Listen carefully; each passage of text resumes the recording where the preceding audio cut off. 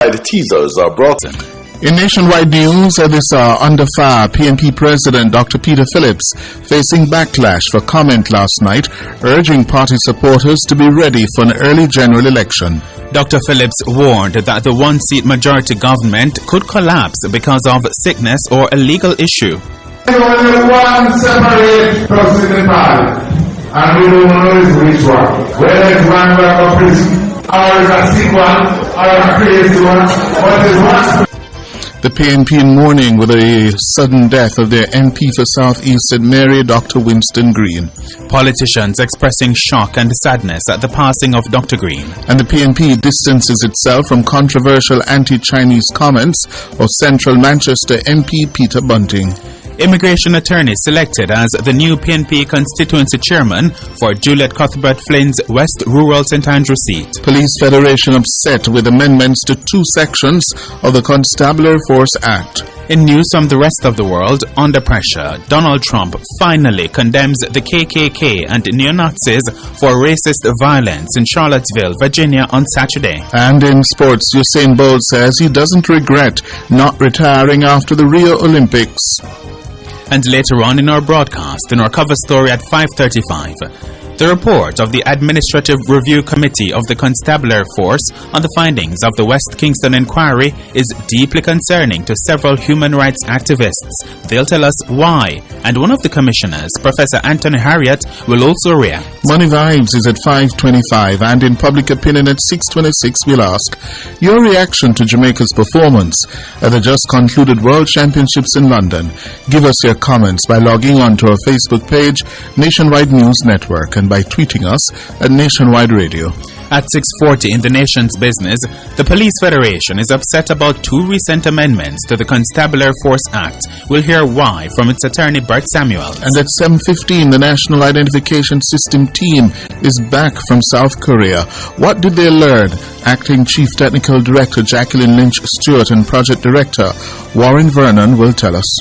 At 8, it's the rebroadcast of Talking History. All these and more as we take you home on air, on your mobile, at Nationwide 90 FM and Nationwide Radio, JM.com, and the Nationwide app available on the Google Play and the App Store. This Monday Hills. PNP President Dr. Peter Phillips is facing criticism this afternoon for a comment he made last night, urging his party supporters to be ready for an early general election.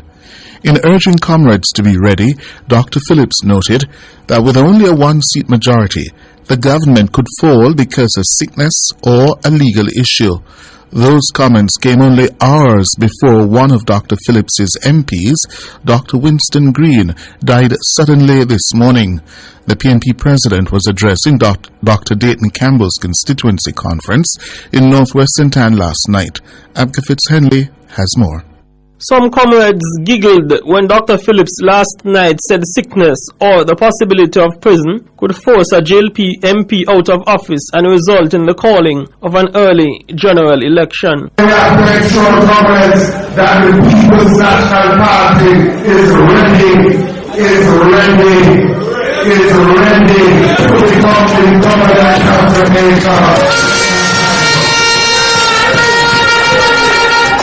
Remember, there's only one separate person in parliament, and we don't know which one. Whether it's one who is prison, or is a sick one, or a crazy one, but it's one. Any number can play, so get yourself ready. Dr. Phillips's comments about sickness possibly resulting in the calling of a general election came hours before the sudden passing of his Southeast St. Mary MP, Dr. Winston Green. The second-term MP died this morning at approximately 5 en route to the Andrews Memorial Hospital. The unexpected passing of Dr. Green has reduced the number of PNP MPs in the lower house to 28 compared to the governing JLP's 32. Dr. Green defeated the JLP's Dr. Norman Dunn by 5 votes in the battleground seat during the February 2016 general election. Dr. Phillips's comments have upset Councillor for the Chancery Hall Division in Northwest St. Andrew, Dwayne Smith.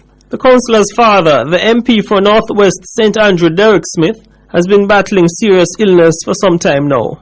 Councillor Smith is accusing Dr. Phillips of gutter politics and sinking to a new low. He wrote on Twitter that it's sad that Phillips would be using the medical condition of an MP as a political football. The angry councillor said that Dr. Phillips knows about his father's condition, adding that the PNP president's comments could not have come at a worse time. Government Senator Matthew Samuda also blasted Dr. Phillips. Samuda described Phillips's comments as plainly disgusting and repugnant. A number of other social media users also criticized Dr. Phillips. One Twitter user, Carl Anderson, commented, "This is just sad. Be careful. When you dig a pit, dig two." While another Twitter user commented, "This is just downright sad, lusting for power and a sign of desperation." Mark Golding and Angela Brown-Burke are expected to increase the PNP's numbers in Parliament to 30 when by-elections are called for South and Southwest St. Andrew respectively. There's been no definitive word on when Prime Minister Holness will call those by-elections. Abka Fitz-Henley for Nationwide News. Meanwhile, there's an outpouring of sadness over the passing of the Member of Parliament for South East St. Mary, Dr. Winston Green. Dr. Green died this morning at the Andrews Memorial Hospital in St. Andrew. Opposition leader Dr. Peter Phillips says he's shocked and saddened by his untimely death. In a statement to the media today, he says Dr. Green committed his life professionally and politically to serving the Jamaican people. He describes him as a dedicated servant of the people.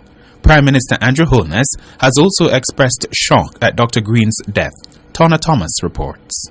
Dr. Green was 58 years old. He was a dental surgeon. Members of both sides of the political divide have been paying tribute to him. PNP General Secretary Julian Robinson says Dr. Green fainted at home and was rushed to the Andrews Memorial Hospital. He died on the way. Prime Minister Andrew Holness has expressed shock and surprise at Dr. Green's passing. He's expressed condolences to Dr. Green's family and colleagues on behalf of his governing Jamaica Labour Party. Opposition leader and PNP President Dr. Peter Phillips, in a statement this morning, described Dr. Green as a dedicated servant of the people and a man who was faithfully committed to his family. Several members of Parliament have used Twitter to express their shock and regret at the passing of their colleague. They include Dr. Dayton Campbell, Marlene Malahoo Fort, Floyd Green, Dr. Andrew Wheatley, Shahini Robinson, and Juliet Cuthbert Flynn. Former Prime Minister and PNP President Portia Simpson Miller, as well as party members Dr. Angela Brown-Burke, Sandra Faulkner, and Raymond Price, have also paid a tribute to Dr. Green on Twitter. The Member of Parliament for Central Kingston, the PNP's Ronald Thwaites, who was at the hospital this morning, says Dr. Green's family and constituents are devastated. His family is grieving deeply, as are members of his constituency who have come. We're devastated by the loss, giving thanks for his life and resolving to press ahead with all the service to the people of South East St. Mary and to broader Jamaica, which he would have wanted us to do. He surmised that the stress of being in public office may have hastened Dr. Green's death. Born in Nannyville, St. Andrew, Dr. Green was trained in dentistry in Cuba in the 1980s. The PNP says over the weekend he spent long hours in his constituency, hosting a back-to-school dental clinic, providing dental reports for students in St. Mary at no cost. This is said to be one of Dr. Green's constituency initiatives that had been ongoing for a number of years.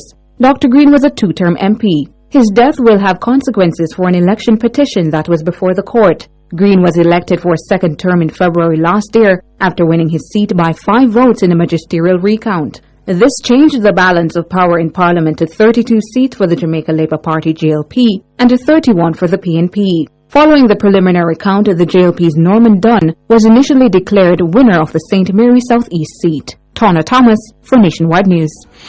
Immigration attorney Jennifer Housen has been selected as the PNP standard-bearer in the West Rural St. Andrew constituency. The confirmation has come from the party's General Secretary, Julian Robinson. Ms. Housen was selected yesterday during a special selection conference. The other candidate was Rohan Banks. 252 delegates voted in favor of Ms. Housen, while Mr. Banks got 49. The attorney first declared her interest in the seat in early June. Ms. Housen is expected to face sitting Member of Parliament, the JLP's Juliet Cuthbert Flynn, in the next general elections. Mrs. Cuthbert Flynn defeated former MP, the PNP's Paul Buchanan, by more than 2,000 votes in the 2016 general elections. PNP President Dr. Peter Phillips is distancing his party from controversial comments his spokesman on national security, Peter Bunting, has made criticizing the Chinese and their investments in Jamaica. In a statement today, Dr. Phillips says the relationship between the PNP and China remains strong. He's made the declaration today following a meeting with the Chinese ambassador to Jamaica. This comes 1 week after Mr. Bunting expressed concern that the Chinese were practicing what he called a new form of economic colonialism. Siobhan Campbell reports. In his statement, Dr. Phillips says over many decades the relationship between his party and China has remained strong. Dr. Phillips cites the PNP's history of international cooperation with China when it formed government. He says he wishes to make it clear that the PNP will continue to pursue mutually respectful and friendly relations with China. This based on the principles of sovereign equality and non-interference in the internal affairs of each state. He says the PNP is of the view that it's a primary duty of the government to keep under constant review the sovereign interest of the Jamaican people. The statement from Dr. Phillips is an obvious attempt to cauterize any fallout with the Chinese that could result from Mr. Bunting's comments, which were originally made on social media. Mr. Bunting's views were strongly condemned in a letter from the Chinese embassy last Friday. When called this afternoon, PNP General Secretary Julian Robinson told our news center that Dr. Phillips' statement is not a repudiation of Mr. Bunting, but he says certain concerns should be voiced through proper diplomatic channels. We indicated that while issues may arise in the relationship, whether it is government to government or specific companies, that the way to resolve it would be to either call the embassy officials, or if it's a specific issue related to a company, to have a direct contact with those persons, put the issues on the table and try to resolve them. You know, we had a meeting and we reiterated those views in the meeting. When asked if Mr. Bunting was on a frolic of his own, the PNP General Secretary refused to be drawn. I mean, that's something the party will have to discuss internally, and there are meetings that will take place to look at ensuring that, you know, we have alignment in terms of statements that come out and that the spokesperson's councils fully briefed and at one on anything which comes out on behalf of the party. Mr. Robinson says Mr. Bunting's views are matters that must be discussed internally. You're listening to Nationwide News at 5. More news after these.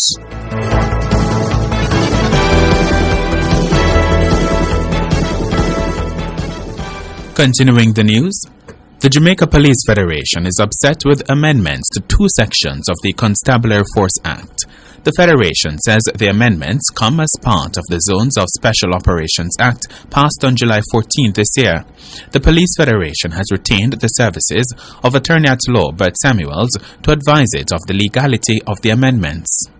The Zones of Special Operations Act in the second schedule sought to amend the Jamaica Constabulary Force Act Section 5. The offending section of this is there's this massive increase in the penalty, and that there is now also a possibility the judge may send you to prison. Before this, it was only in default of paying the fine that you could be in prison. Now, the option is fine or confinement, and therefore the police are up in arms about this, because the Zones of Special Operations Act was thought to have to do only with the Zones of Special Operations.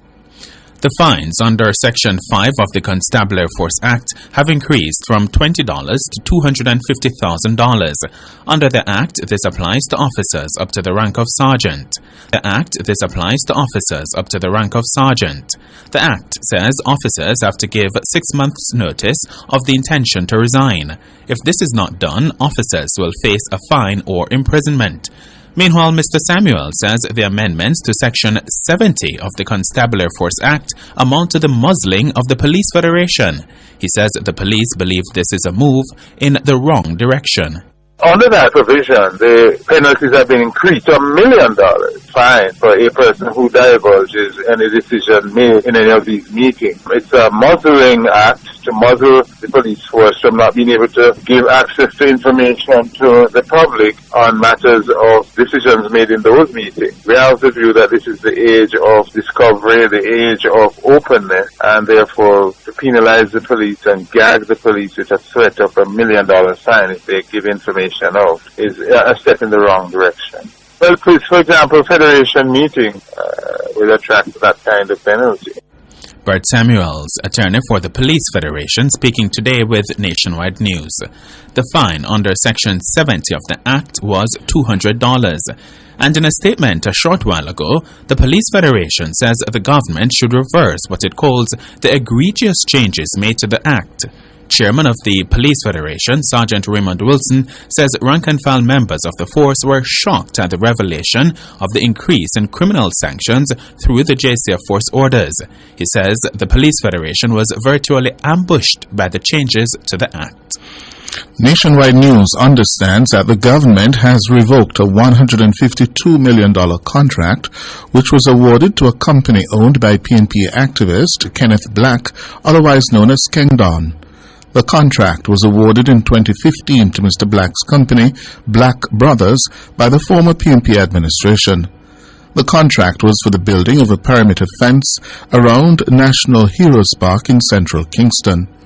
It's understood that the contract has been formally revoked by the current administration due to what is being termed non-performance.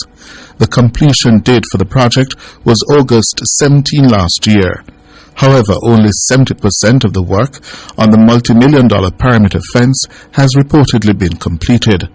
The contract was terminated on Friday after several notifications were issued to Black Brothers by the Economic Growth and Job Creation Ministry.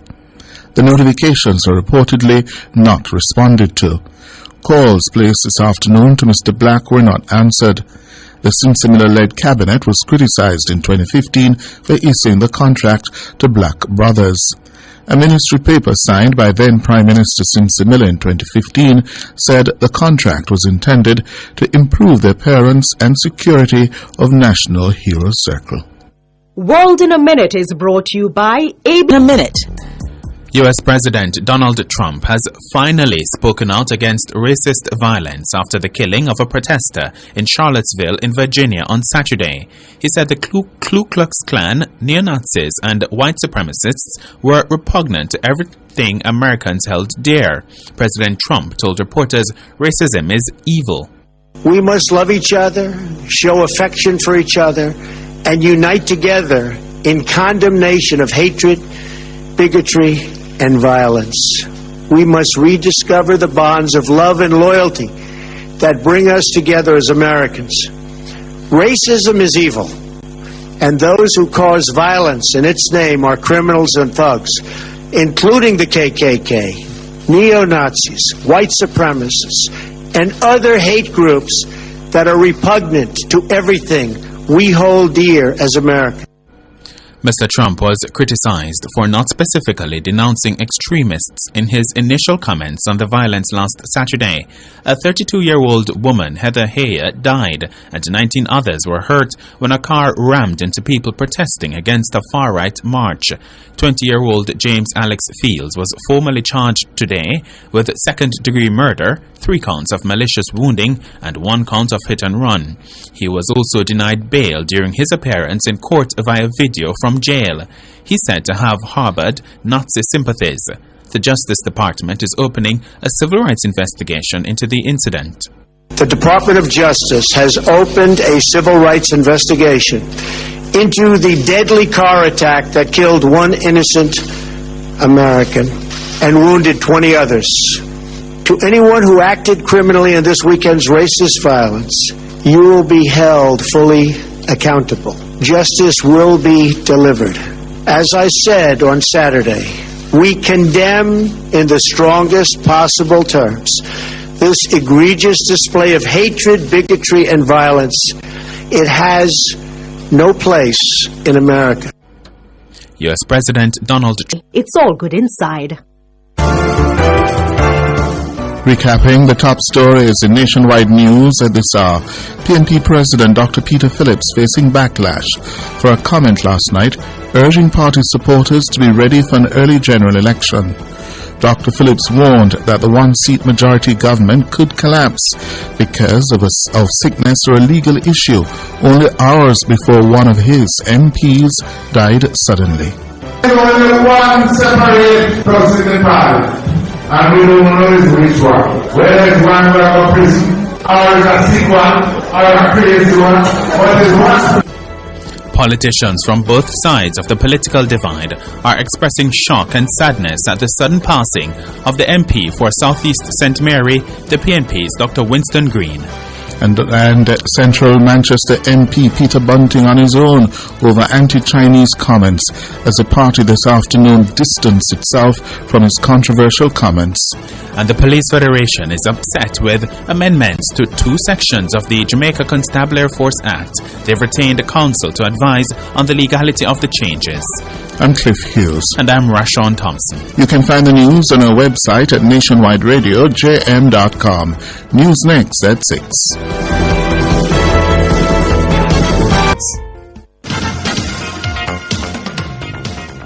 Good afternoon. Time now for sports. Usain Bolt says he has no regrets not retiring after the Rio Olympics, where he won 3 gold medals. The 30-year-old won bronze in the 100-meter final, but collapsed with an injury in the men's 4x100-meter relay at the just concluded World Championships. Bolt says he continued competing as a tribute to his fans.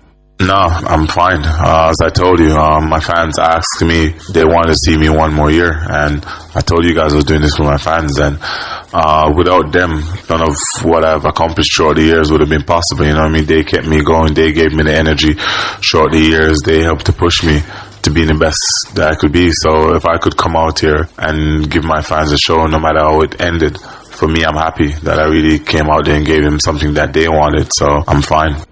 Bolt, who holds the 100 and 200-meter world record, says his performance at the World Championships should serve as motivation for future athletes. My motto says anything is possible. Don't take limits, and no one would ever feel like I'll be beaten at a championship.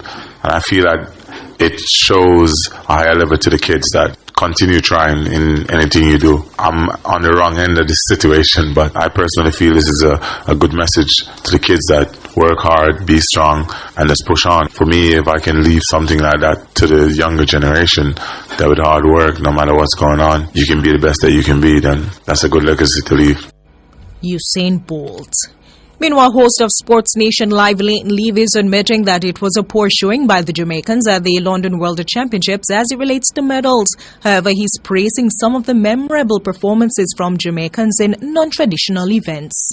Daniel Thomas Dodd, 4th in the women's shot put. Never happened before. Frederick Dacres, 4th in the men's discus. Never happened before. There have been some very encouraging performances from our youngsters.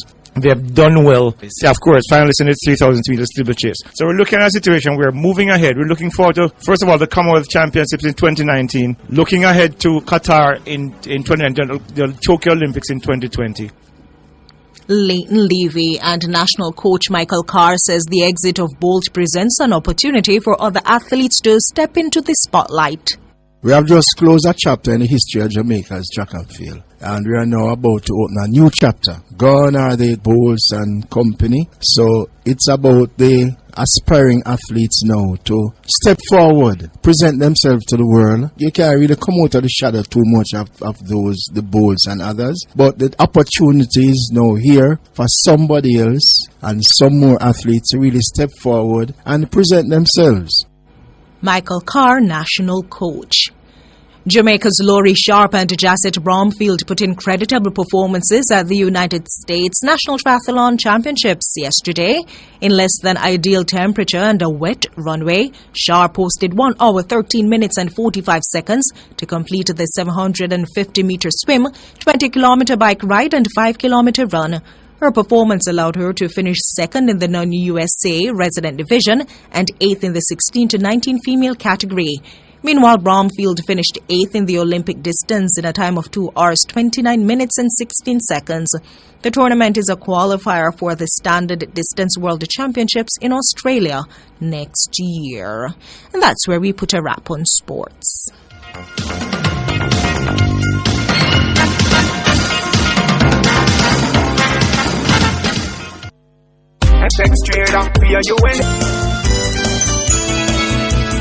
Good afternoon. Thanks so much for joining us here nationwide at 5. I'm Cliff Hughes. And I'm Patria K. Good afternoon to our listeners and to you, Cliff. Good afternoon, Patria. Let's get to work. Disturbing, that's how human rights lobby group Jamaicans for Justice, JFJ, is describing the report of the Administrative Review Committee of the Constabulary Force into the findings of the West Kingston Commission of Inquiry. The JCF Review Committee cleared 5 police officers of any wrongdoing during the May 2010 West Kingston operations. The 5 officers were accused of dereliction of duty by the West Kingston Commission, which recommended that they no longer take part in police operations. The Sir David Simmons-led commission cited 2 kinds of misconduct. One was the extrajudicial killing of 15 to approximately 20 civilians by police and soldiers immediately after the Jamaica Defence Force had taken control of designated areas in Tivoli Gardens. The second was the failure of 5 senior police officers to fulfill their responsibility to record the location of victims' bodies and to preserve those death scenes. But the 9-member JCF Review Committee, headed by an Assistant Commissioner of Police, Ray Palmer, has exonerated the police of any wrongdoing. The committee concluded that the command structure of the operation was appropriate. Instructions given to the ground commander were carried out by all concerned and that there was no dereliction of duty. JFJ says this report sends a disturbing message about senior members of the force and about policing overall. Well, joining us now to discuss in more details the positions adopted by a number of stakeholders, including Jamaicans for Justice, we have the attorney for the lobby group, John Clark, a civil society advocate, Carol Narcisse, who also supported the statement issued by JFJ, and one of the commissioners from the Commission of Inquiry, Professor Anthony Harriott. Good afternoon. Good afternoon. Good afternoon to you. Good afternoon. Good. Well, let me begin with you, Professor Harriott. You sat on that commission for what? Almost 20 months. You sat and wrote that report. What do you make of the findings of this JCF Administrative Review report? As I've said before, Cliff, it's a bit disappointing. I had hoped that What's happening? The JCF would have taken a somewhat different approach to the review. Yes, I'm hearing you. A bit disappointed. You're being euphemistic. Yes, I am. I usually am. Well, the Commissioner Coelho, says he'll not withdraw the report. He said that on tape. Let's listen to what Commissioner Coelho said. I won't comment on the views of the public defender. She has her views and I respect her views, but I will not withdraw the report. That's the Commissioner responding to Public Defender Arlene Harrison, who said the JCF should withdraw the report. He made another telling point. He says a different conversation will be taking place if the police officers were found guilty of misconduct. I want you to listen. Carol Narcisse respond. There is a recommendation from the Commission of Inquiry that a body is to be set up to do some things. That body was set up, it was given a term of reference, they did their work, and having sat for several days, they came up with a recommendation. What if the recommendation point in another direction? Would we have said scrap the report or scrap the recommendation? I think not. Have a great day. Carl Narcisse first and then John Clark. The Commissioner's comments are unworthy. The report, the review of the Commission of Inquiry report, the administrative review is unworthy of a country as beset as we are by out of control crime, violence, accompanied by extremely low trust of our police force. So, in a context of high crime and violence and low trust, you have a combination that gives us the results that we have and will not change unless the police force is willing to take a look at itself, is willing to, an honest look, is willing to accept that the perceptions of extrajudicial action, the reality of extrajudicial action, the reality of corruption, the reality of a leadership that does not exercise the kind of command and control that it is supposed to, does not insist on professionalism in the way that it should, and does not even do the most basic of due diligence in terms of investigation of the actions of police officers when they're on duty, etc. The Commission of Inquiry report outline of the abysmal level of follow-up that there was following in the immediate aftermath of the incursion. The lack of collection, the limited collection of spent shells, the limited to almost no proper investigation. Only goodness knows what purpose the BSI was serving. And then the cowardly act of impugning the character of Les Green and the CIB, right? When in the response of Mr. Green on the weekend, you see that the CIB and the men and women of the CIB didn't have the mandate to do the post-mortem and the investigations. That was the mandate of the BSI. You mean to tell me that the police force didn't know that?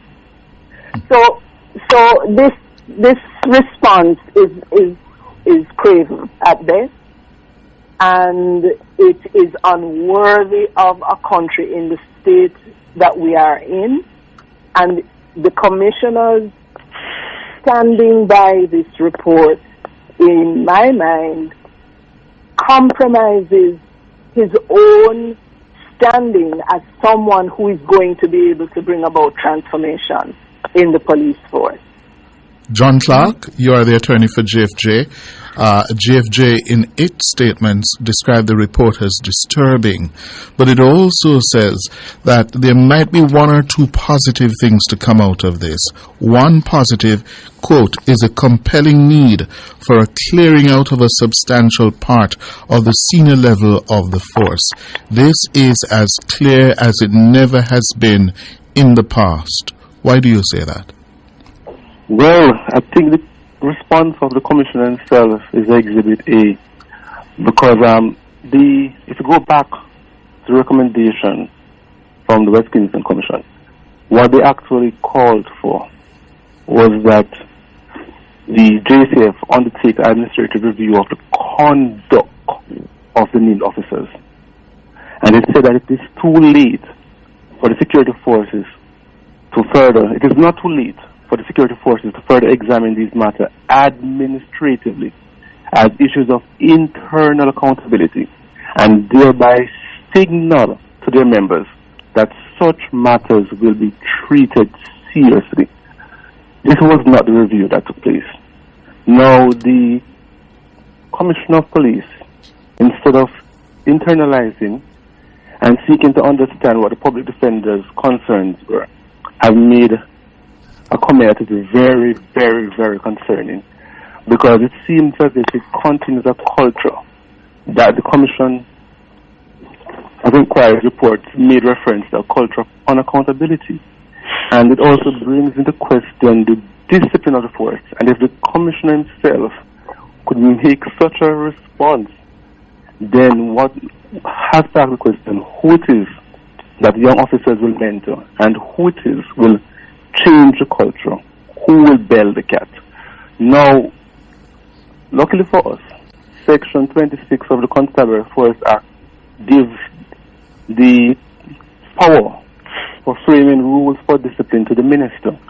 And at this time, if the commissioner is responding the way he's responding, we have to call upon the minister to exercise his statutory power and to examine the discipline and who it is will change the culture, to exercise his statutory power and to examine the disciplinary rules that exist in place for members of the JCS and to use the statutory powers to alter them, frame them, to prevent the neglect or abuse that may be occasioned by one or few wayward officers. Because if the force itself will not do it, the minister must frame the rule for discipline within the force. That is what those 5 men are incapable of carrying out operations that can protect the public. What is it about those 5? Dereliction of duty in the context of a special operation, the result of which was poor internal accountability, I would argue some breakdown in discipline that endangered the public. Tabana, Deputy Superintendent Tabana. Yeah, the commissioners again singled out him. In short, you said you didn't believe him, yes? But the Palmer report says they don't believe you, that they really believed Tabana, and they cited evidence to support what they call their belief in Tabana, saying that you all were confused and biased. Yes? But in quoting their evidence, paragraph 8, page 16, it was from Tabana's statement they quoted. Did that strike you as rather...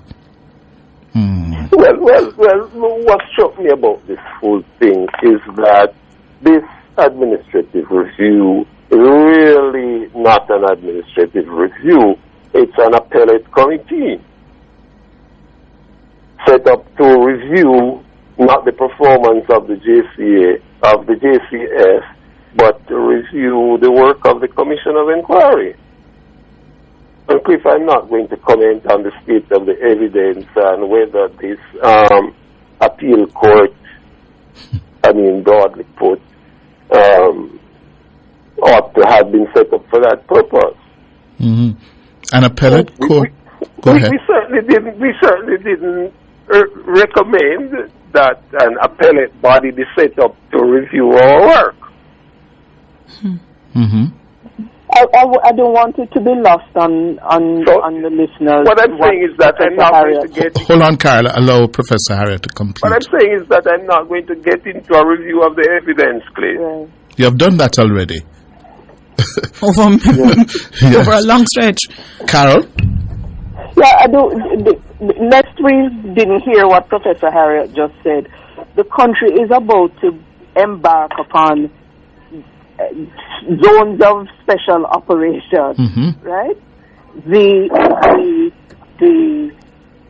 experience we had in a zone of special operation in 2010 left 70-odd Jamaicans dead, and a significant number of those dead Jamaicans, the information the Commission of Inquiry was able to put together suggests that a significant number of those Jamaicans were killed after they were in the custody of the police and could have been arrested.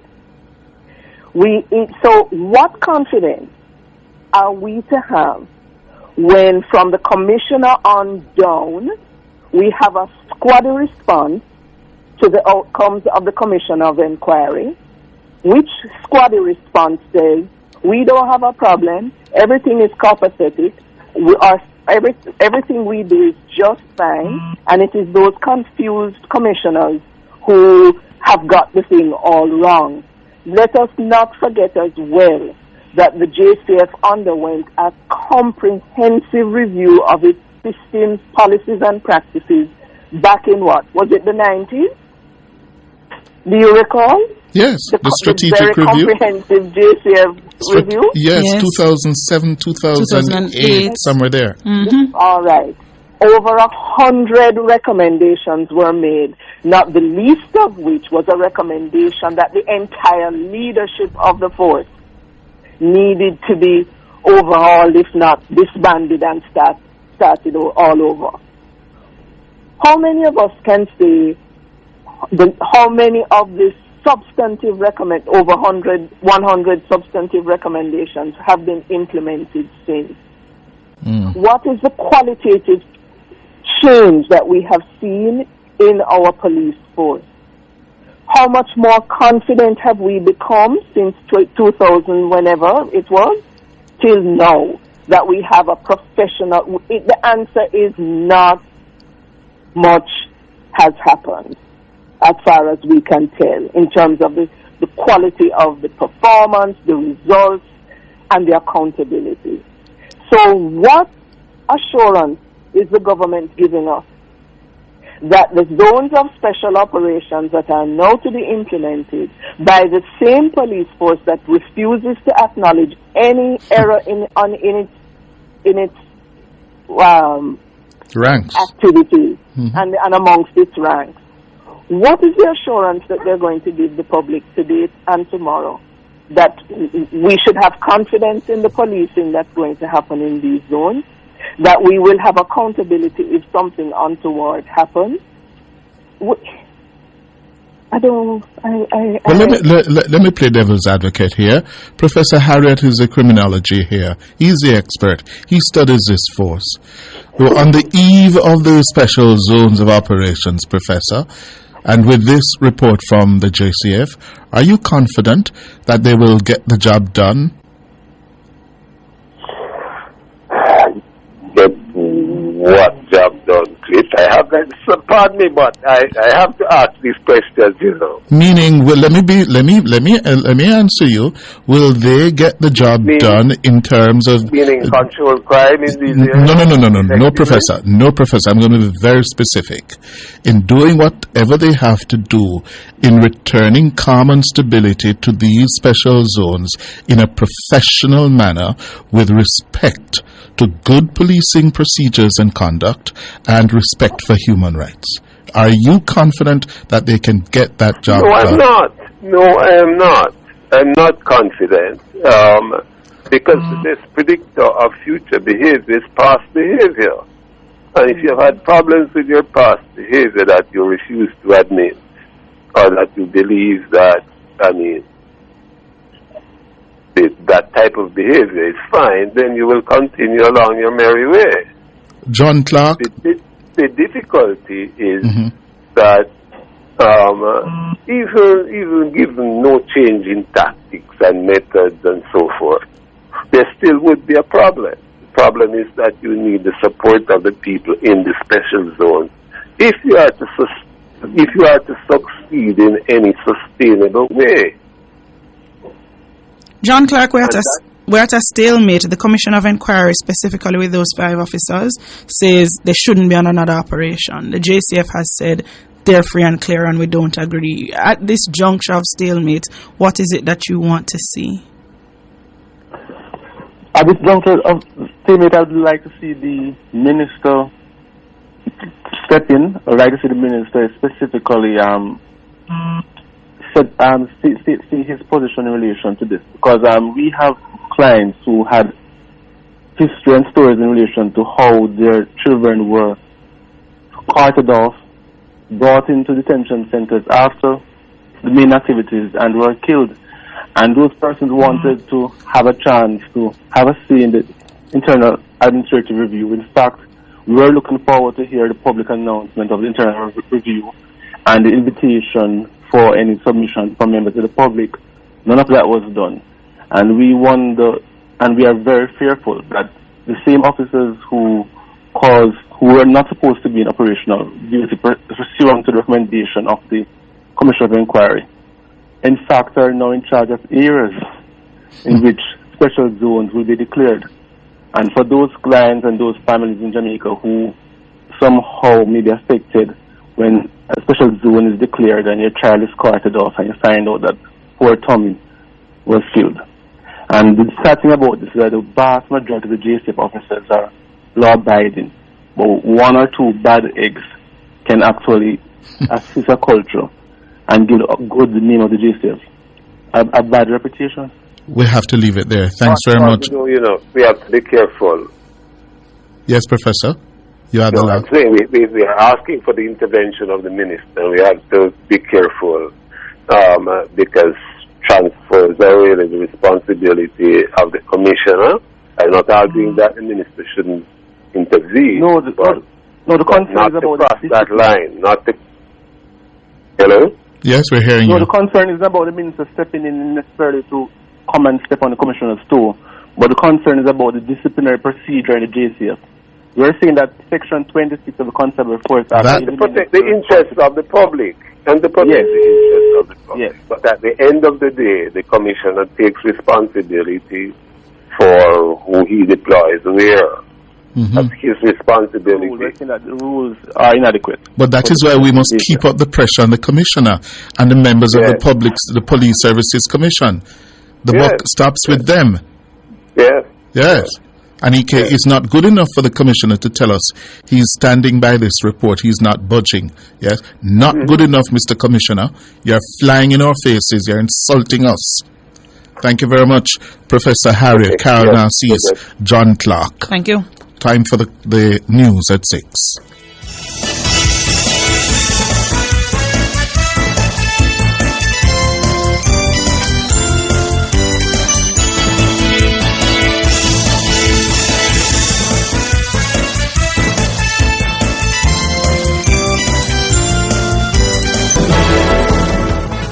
Good evening, I'm Michelle Thomas.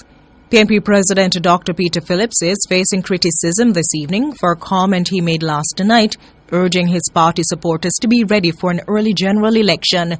In urging comrades to be ready, Dr. Phillips noted that with only a one-seat majority, the government could fall because of sickness or a legal issue. Those comments came only hours before one of Dr. Phillips's MPs, Dr. Winston Green, died suddenly this morning. The PNP president was addressing Dr. Dayton Campbell's constituency conference in Northwest St. Anne last night. Abka Fitzhenley reports. Some comrades giggled when Dr. Phillips last night said sickness or the possibility of prison could force a JLP MP out of office and result in the calling of an early general election. We have to ensure, comrades, that the People's National Party is ready to become the government of Jamaica.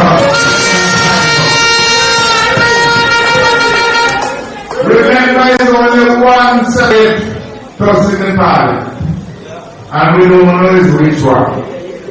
Whether it's one back of prison, or it's a sick one, or a crazy one, but it's one. Dr. Phillips's comments about sickness possibly resulting in the calling of a general election came hours before the sudden passing of his Southeast St. Mary MP, Dr. Winston Green.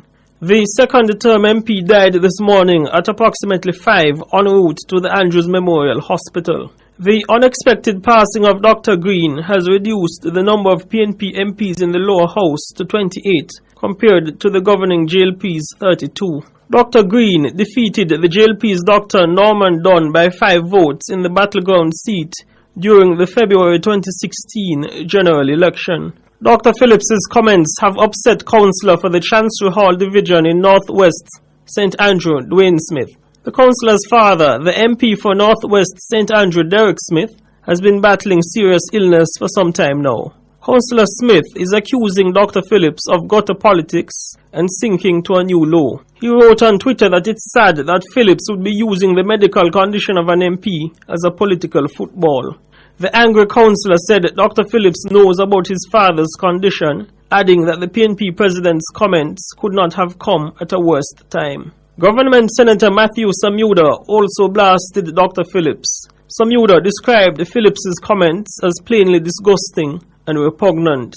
A number of other social media users also criticized Dr. Phillips. One Twitter user, Carl Anderson, commented, "This is just sad. Be careful. When you dig a pit, dig two." While another Twitter user commented, "This is just downright sad. Lusting for power and a sign of desperation."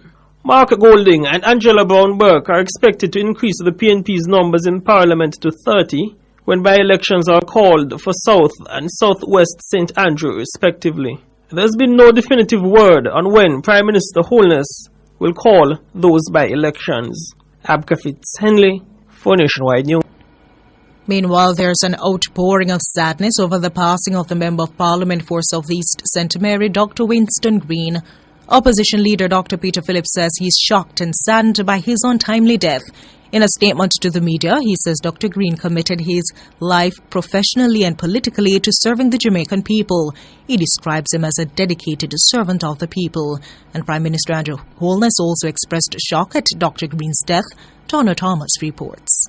Dr. Green was 58 years old. He was a dental surgeon. Members of both sides of the political divide have been paying tribute to him. PNP General Secretary Julian Robinson says Dr. Green fainted at home and was rushed to the Andrews Memorial Hospital. He died on the way. Prime Minister Andrew Holness has expressed shock and surprise at Dr. Green's passing. He's expressed condolences to Dr. Green's family and colleagues on behalf of his governing Jamaica Labour Party. Opposition leader and PNP President Dr. Peter Phillips, in a statement this morning, described Dr. Green as a dedicated servant of the people and a man who was faithfully committed to his family.